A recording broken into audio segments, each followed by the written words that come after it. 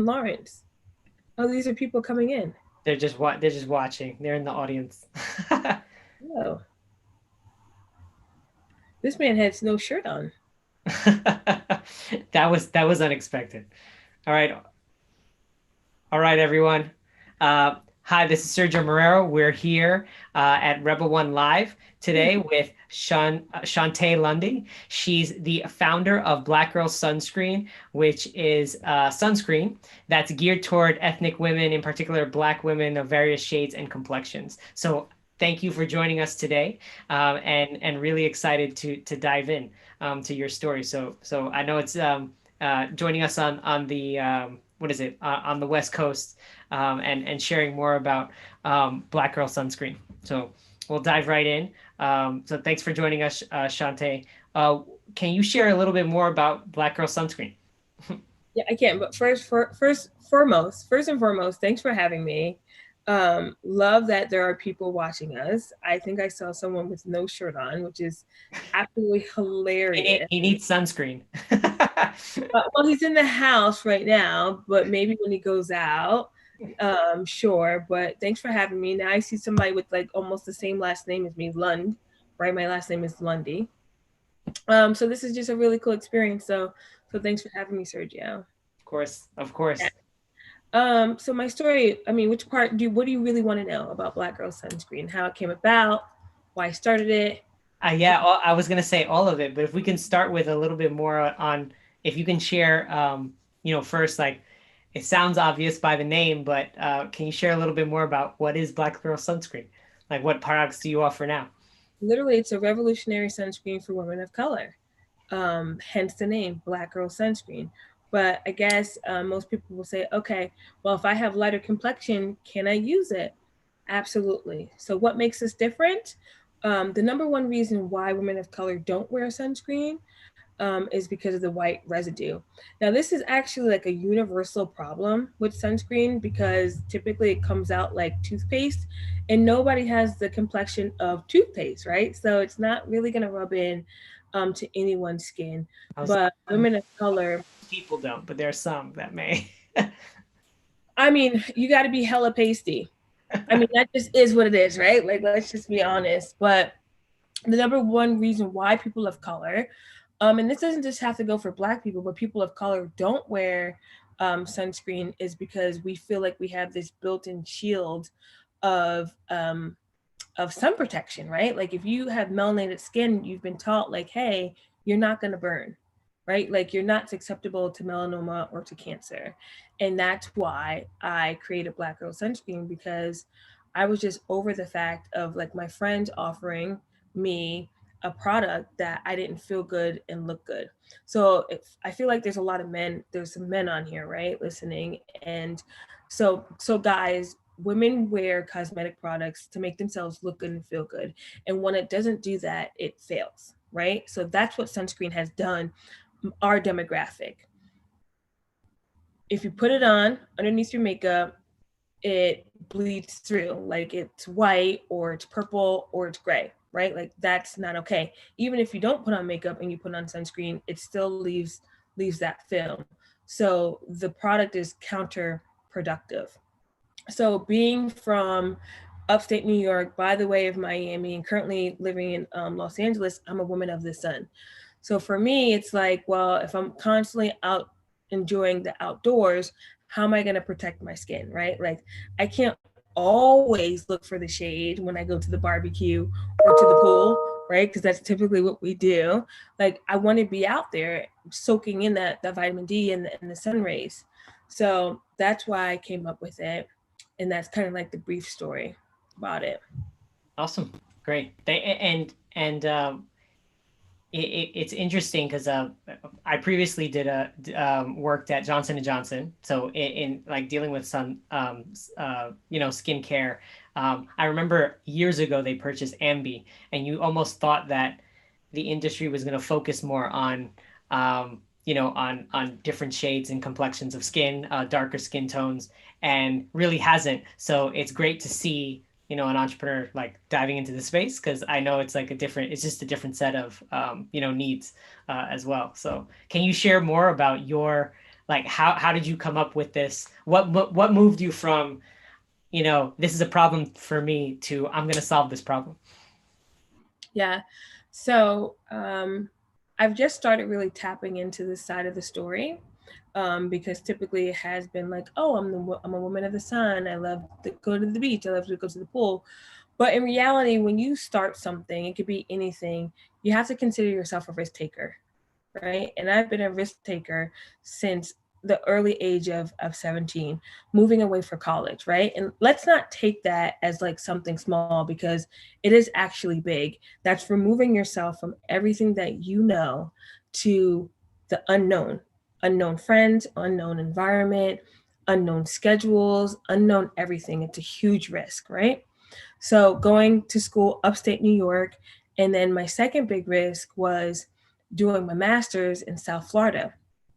So when I graduated undergrad, I literally jumped in my Saturn SL2 and no GPS, no Waze. I'm talking about good old day MapQuest, right? My uncle tells me literally, just get on 95. And for everyone that's East Coaster, you know what the 95 is.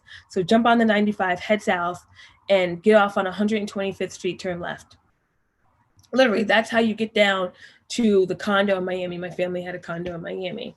And that was a really big decision for me, right? Just to get in my car and drive across country or down south by myself.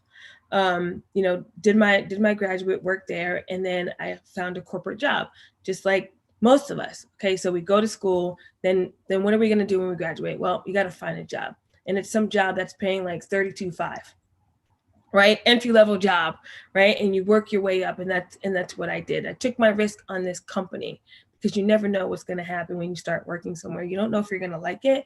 You don't know if you're going to get along with your coworkers. You might not even know the trajectory of your career path, right? So it's another risk. Anyway, I ended up being 12 years at this company, and I learned a lot.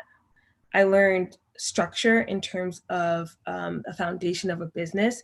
I learned different departments. I learned about customer service. I learned how to speak up and down in terms of employees, right? Because I was actually a regional. So there's just different communication and different language there. Um, but I eventually transitioned out of my corporate job and said, what the hell with it? I'm going to move to California, right? Another risk. I literally jumped in my car with my dog and drove to California Did from you, my you have a city. job set up, or you just quit your job and went to California? No, quit my job and moved Woo! to California. Yeah. And that's because too, though, I felt like I've done everything that I could do within that organization. So what else? Like what is sparking my attention? Like how am I going to continue to grow? So driving over to Los Angeles was probably one of the best decisions I've ever made in my life, because West Coast vibes are different than East Coast vibes. They just are. Not a good or a bad way. Like one isn't good versus the other, but it's really sunny over here. There's a lot of creatives over here. You don't really know what people have going on, because they might be like surfing at 1 p.m. and you're just like, wait, don't you work? Right. So like when I came here, it was just more of really focusing on my inner self. And I didn't work for 3 months. I didn't look for a job, but I also had money saved up from my corporate gig, because I was there for 12 years. And I just did nothing, because all of my life I've gone to school and then worked. So I would say that was the third biggest risk of my life, right? So going to undergrad, then master's in Miami, and then driving to California. And what I noticed was I was constantly removing myself from old environments and putting myself into new environments to then spark creativity, spark newness of ideas and what the future may have for me. So when we talk about the concept of Black Girl Sunscreen and how I came up with it, it was really just eliminating or just saying, like, you know what, that's old. Like, what else is going on? Let me open up my mind And not everybody has that opportunity, right? Not everybody can just do that. And not everyone is okay with walking into the unknown and not having a plan. And that's what I did. So that's really how the concept of Black Girl Sunscreen came up. It was me putting myself in this environment and allowing myself to be creative, to let the creative juices start flowing, right? Hiking and saying, man, I don't have any sunscreen. Let me just jump on Auntie Google and see what she has to say. Right, typing in keywords and so sunscreen for Black girls, sunscreen for brown girls, sunscreen for ethnic skin, and coming up really shorthanded and saying, hey, this is a white space, meaning like there's a gap in the market. Can I do something about it? Because one thing to realize that there's a gap, but another thing is, can you do something? Do you have the capital? Do you have the resources? Do you even have that confidence? A lot of women don't. And what gave you that confidence when you started? So it's instilled in me, right? So this is something that I've learned from a little girl, where if you're going to do something, you're going to see it through completion. You know, I was in sports at a young age. I also played the violin. So I've been on stage before. So my grandparents always taught me, like, you know, like you do the best that you absolutely can, and nobody's going to tell you better. So like you are the professional, like whatever you're doing. So I've just had confidence for the most part for a very long time, even though I still get nerves. So did I second guess the product and the concept? Absolutely. Because it's like, well, now we're speaking to a demographic that has never worn a product. Like, how do we change that mindset, right? There's a misconception that people of color don't need to wear sunscreen. So that was like the number one hurdle. So was I nervous about it? Absolutely. Like, is somebody going to buy it? I don't know. I hope so, right? So it was just like, besides friends and family, is somebody going to buy it? So I would say that the confidence just comes from, you know, how I was raised. And what are some of the first things you did to like kind of demystify that for some of the other aspiring entrepreneurs that may be listening and watching? In terms of confidence or the myth behind. But like almost saying, I'm going to do something about this. You went on Google, and then how did you go from Google to I'm now an entrepreneur, raised over $1 million, and I'm running this business, and all these people are buying Black Girl Sunscreen? Like can you walk us through like some of those initial like steps, that the little leaps, I call them, right? It's like that you made. Yeah, I mean, I really celebrated every single win along the way, right? So whether that's like, okay, well, let's just get the name Black Girl Sunscreen. I knew it was Black Girl Sunscreen from the beginning. How do you even, you know, get an LLC? You know, there's simple tools like LegalZoom, right? $125. They do all the paperwork for you, right? These are, even though they're small steps, they're big steps because you feel like you're getting closer to that goal, right? Finding someone to do the logo. And then most importantly is like, well, okay, why are the reasons why Black people aren't wearing sunscreen? You got to figure that out. And can you come up with a formula that is going to be what you want it to be? Right? That was probably the hardest thing. Talking to men that have been in the industry for 20 plus years, right? So my name is Shontay, and when I call, they automatically know I'm probably African American, and I sound young, and I also look young. So you know, their rebuttal was like, well, what do you know? Right? If I'm like, hey, take this ingredient out of this product because I want it to be environmentally friendly, right? Like, we're a progressive company. I consider ourselves to be a progressive company, and consumers are concerned about what's not in their product. And their response is like, well, what do you know? You're just coming into this industry. We've been doing this for 20 years, right? So there was hurdles that I had to jump over in that process, but I got through it, right? And I literally jotted down all of the manufacturers that I called, right? And funny story is those manufacturers are now calling Black Girl Sunscreen saying, hey, we see you have a product in such and such a store. Did you need anything? And I go back to my emails from 2016. I'm like, oh, I called your company and you told me no. You told me this and you treated me that way. And they're like, no, that wasn't me. So that's just like some of the things that I kind of kept myself going with, celebrating those little wins. Like, even though it sounds like super small, super trivial, it's actually a big deal. I remember the first day that I picked up our batch of products. I did that myself. Like, I rented a car, not a car, SUV, packed it up, like went to the warehouse, got the pallet full of inventory and put in the SUV, drove up to my loft. I live on the 24th floor downtown Miami, and it took me about 14 bell carts of trips up the elevator with product, probably more, 3 hours. And I just put it in my house. And I said, okay, we're going to launch on Instagram. And I'm really proud to say that, yeah, we are an Instagram brand because social media is the way of the world right now. And it was free. And I said, I saw other people doing it. So I said, well, shit, I can do it too. I love Why, it. why can't I launch something on Instagram? So really, like, I took this concept, created the product, and then I marketed it on a free advertising platform. And then there's more to come. So that's the initial steps. Love But it. but with sunscreen, I have to tell you, it's not the same as just a lotion or a shampoo because you have to go through the process of becoming FDA approved. You have to test it out on individuals. So there's different claims. So there aren't many people within the sunscreen industry because it's so expensive.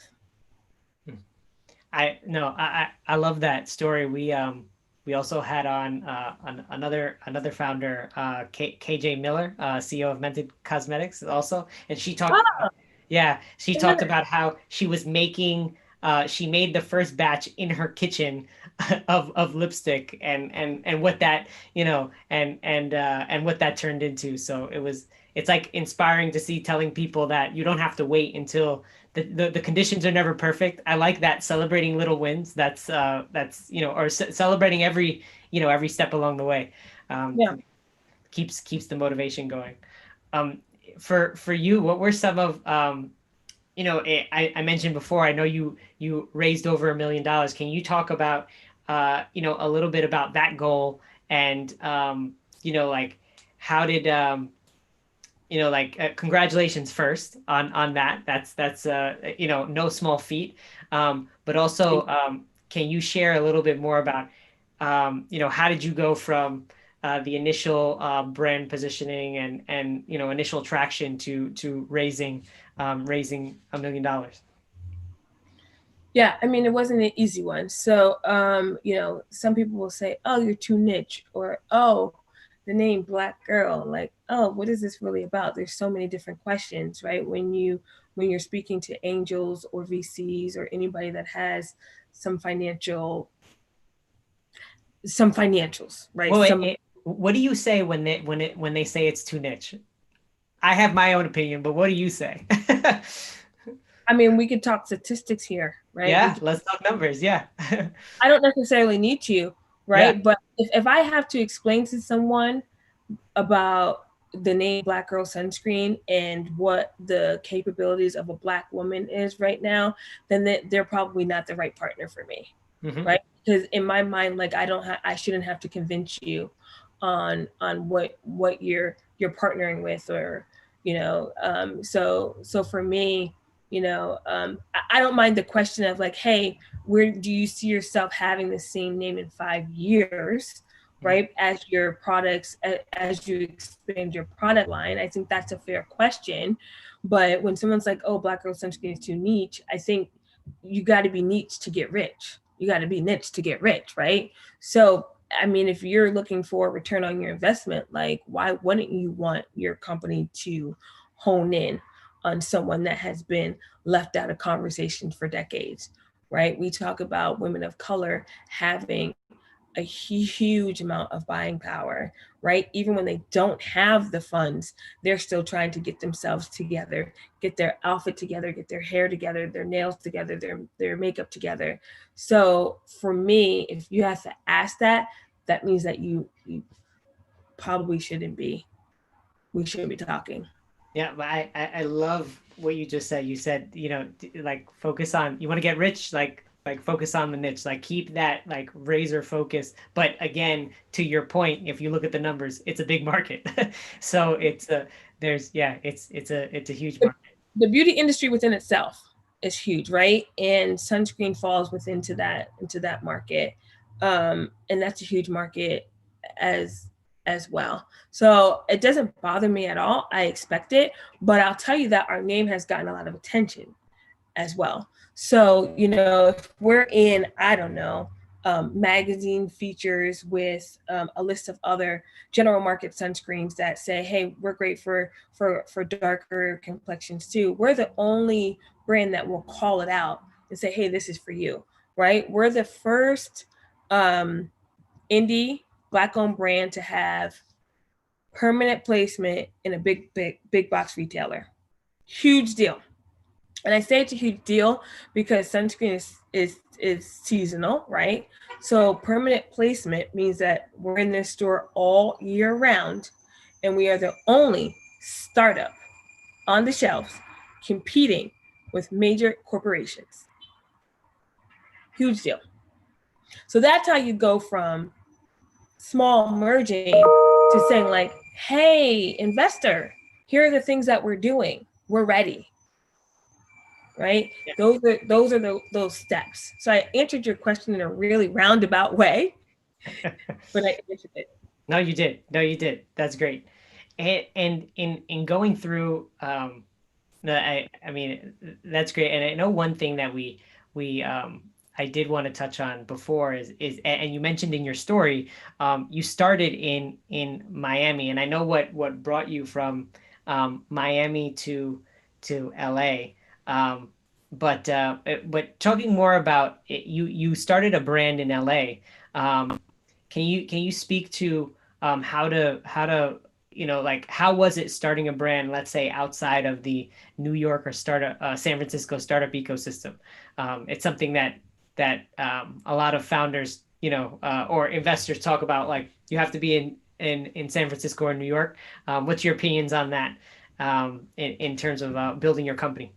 It's a good question. I think that okay, so first of all, leaving a small town of Newburgh was very necessary, right? And I don't know if anybody is familiar with that, but in my mind, it doesn't really allow you and give you the resources to be bigger than whatever it is you're trying to be, right?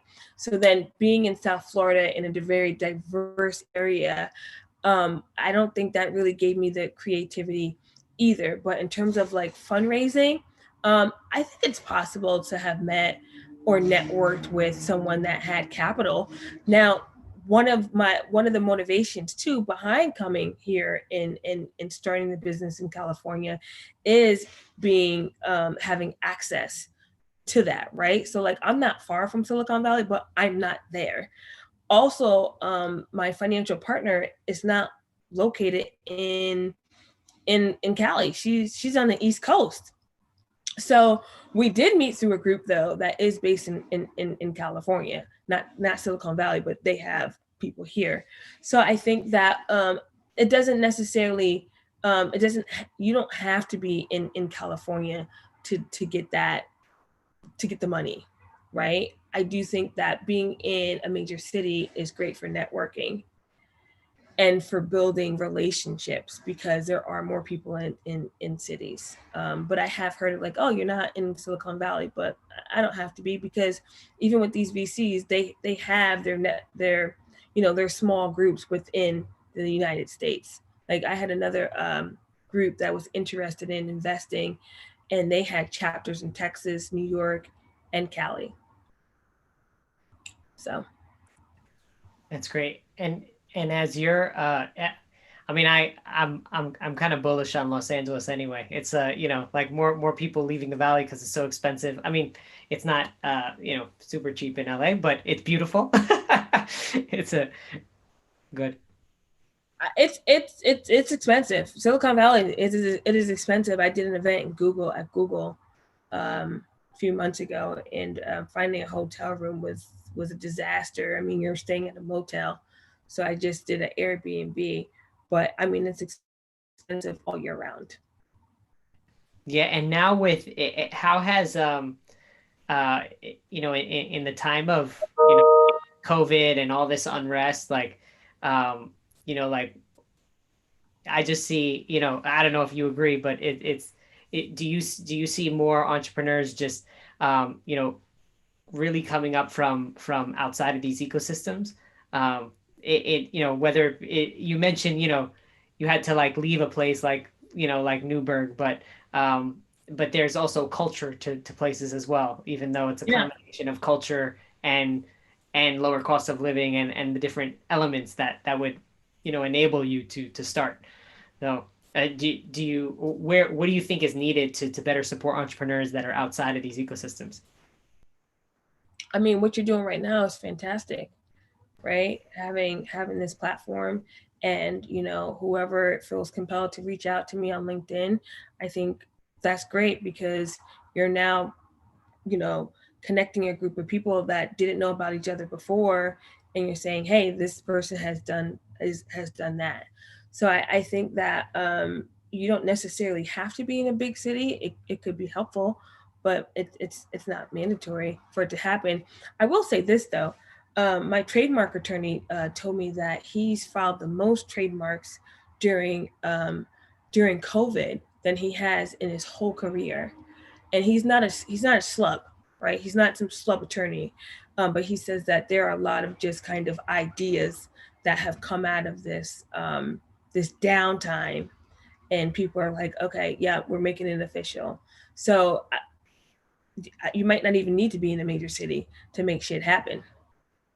Yeah, I think that's true. It's like now that the world's gone online, everybody's getting used to working from home. They're saying, I could do this. I could do this here. Why would I go anywhere else? Mhm. And more specifically in talking about what can we do in particular to elevate more Black founders I would say Black founders and investors. We talk about in this time of recognizing the institutional racism that exists. Like what more do you think we can do? So I can't speak from an investor perspective because I'm not an investor, but let me just Not tell you. yet. Not yet, right? Let me just tell you the story of kind of like from Corona to now. It's Yeah. actually pretty interesting, and it will go into. I'm going to tie it back around to how you can support, female or minority and entrepreneurs. So when the Rona hit, I feel like brand founders felt like their business is doomed, right? If you weren't an essential, so toilet paper, whatever, hand sanitizer, cleaning supplies, it was like shit. Like, oh, sweatpants, like things for the house, right? Like your business was doomed. Like you would think sunscreen, like who's gonna buy it? Because the number one reason why people are wearing sunscreen is for travel, right? Tourism. So if you're not able to travel anymore, then what's the purpose of sunscreen? So we had to change the narrative. We had to change, our positioning on what was the purpose for sunscreen and how do we make it an essential. And we made it an essential by saying, like, okay, hey, even if you're still confined to your home, you're going to take that walk, right? Even if it's 20 minutes, you should still apply your sunscreen before you leave the house. Oh, you're sitting in front of your laptop or all your devices that emits blue light. Oh, what if you're homeschooling, right? And your kids need to have recess, maybe in your front yard or backyard, whatever it is, they should still be wearing sunscreen as well, right? So we've turned it into maybe a product that you didn't really think that you need it because you're not traveling, to a product that, like, yeah, this is really necessary. So my strategy for my team was all hands on deck. It's straight up survival mode during March and April, and that was really like when people were quarantined. Okay, so April ends, and then we have the situation that happened in Minneapolis, right? You know what I'm talking about? You following me? Okay, cool. So that happened. Then Black Girl Sunscreen, we have a Forbes article drop, right? And that was announcing that we secured the investor during COVID, which is crazy within itself because people are like, oh, my money's in the stock market, I don't have it, blah blah blah blah blah, right? But we still found her, and it's been great thus far. Um, so the Minneapolis happened, and then our Forbes article dropped, and that was huge for us. And then the next day we were on Good Morning America, right? So Good Morning America, they do segments on brands that they want you to talk about like how COVID impacted your business, but we were like, nah, we don't want to talk about it that way because it didn't really have that negative effect where we weren't a restaurant, we weren't a nail salon, we didn't have to close down, we were still e-commerce. Okay, so we went on Good Morning America, killed it, right? I mean, thousands and thousands of orders, and we actually fulfilled those orders in-house. So we have two fulfillment centers, one on the East Coast, one on the West Coast. We did it on the West Coast because I said, hey, I want to see if my team can handle that. And I mean, it was a daunting task. So then after Good Morning America, it just kept going, right? So now you have BLM, which is Black Lives Matter movement. Okay. So when that happened, all hell broke loose, right? It was just all about supporting black businesses, and it still is a really good time if you have a business as a black person. And it's interesting to see how much attention we're getting, and we've been here all along, right? So what my question is, not for you to answer, but my question is, why haven't we been shaking hands this entire time, right? Why haven't we been collaborating this entire time? Why haven't you know we've been shopping black, if that makes sense? And what does it matter if somebody is black if they have a really good product or offer a really good service? So, so I would say that this has definitely helped the awareness for minority, especially black owned businesses. And it's about keeping that momentum. So the tagging on social medias, the sharing of the platforms, right? Whereas, a business may not necessarily have the opportunity to go on a podcast, now does, because they want, the podcast wants to share this entrepreneur's story, the same as media publications. LA Times reach out to me, New York Times reach out to me. So many different, outlets are like, hey, can we talk to you, Shontay? And I'm like, why now?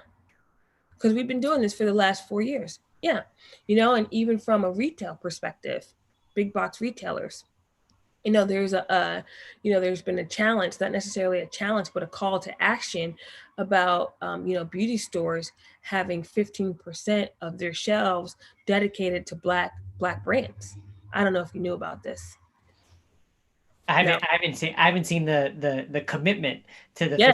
50%. So that's yeah. Yeah. Yeah. So there's just there's heightened awareness around black owned businesses. So you're asking me, how do we uplift? And this is the way we do it. I got to put you on mute 1 second because I hear some background. Okay. Absolutely.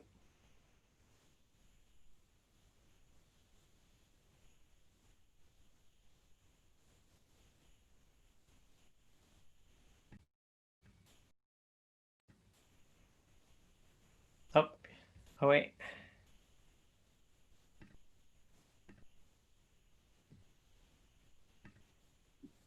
Oh, you're good? I got you. Yeah.